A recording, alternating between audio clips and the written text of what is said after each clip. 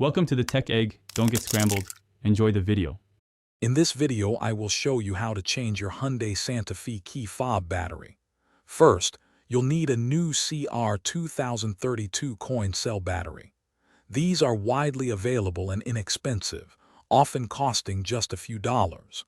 Also, grab a small flathead screwdriver, which will help you gently pry open the key fob casing. Make sure you have a clean, well-lit workspace to avoid losing any small parts during the process, and ensure a smooth battery replacement. Now, let's open the key fob. Look for a small slot, usually on the side where the emergency key slides out. Insert the tip of your flathead screwdriver into this slot. Apply gentle pressure and twist the screwdriver slightly. You should hear a small click as the two halves begin to separate.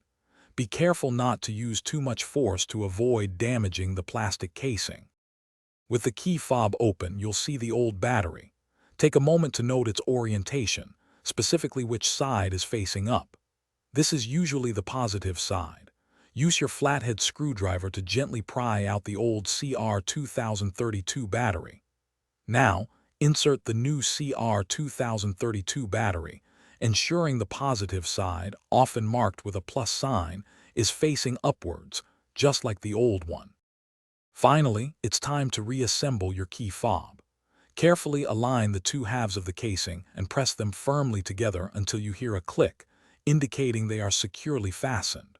Once reassembled, head to your vehicle and test the key fob's functionality. Make sure it locks and unlocks your doors and operates any other remote features correctly. If you're looking for other great deals, including the Shark AI Ultra Robot Vacuum, check the description below for links and more information. Thanks for watching. Consider subscribing if I helped unscramble your problems.